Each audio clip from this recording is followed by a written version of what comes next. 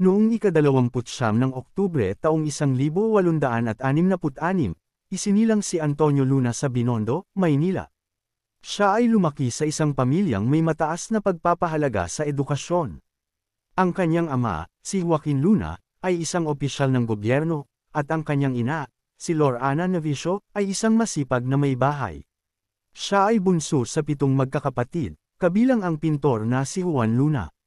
Bata pa lamang, mahilig na siyang magbasa ng aklat tungkol sa agham at kasaysayan.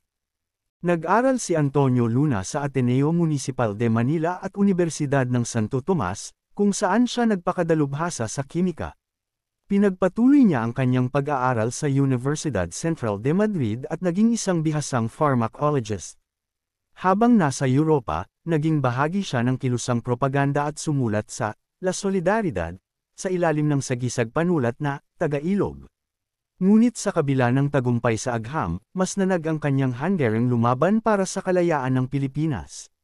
Bumalik si Luna sa Pilipinas at hinikayat ni Emilio Aguinaldo na pamunuan ang hukbo. Bilang isang general, kilala siya sa kanyang istriktong disiplina at makabagong estratehiya sa digmaan, lalo na ang Luna Defense Line.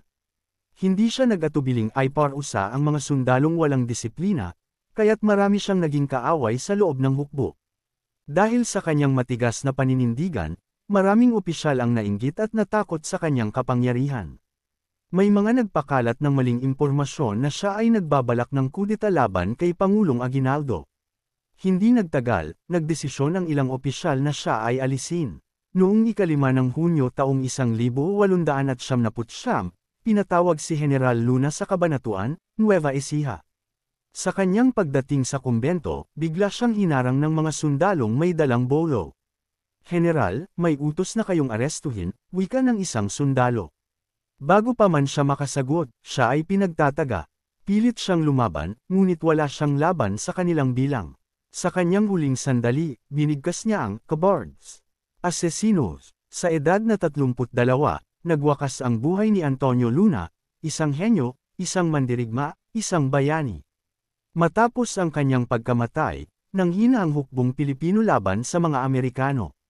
Ngunit hanggang ngayon, siya ay nananatiling isa sa mga hinahangaang bayani ng ating bansa.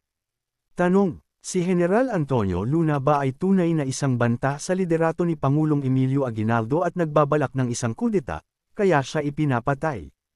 O siya ay isang biktima ng intriga, paninira, at takot mula sa kanyang mga kasamahan sa rebolusyon, na hindi matanggap ang kanyang mahigpit na disiplina, matalas na isipan, at masigasig na hangaring ipaglaban ang kalayaan?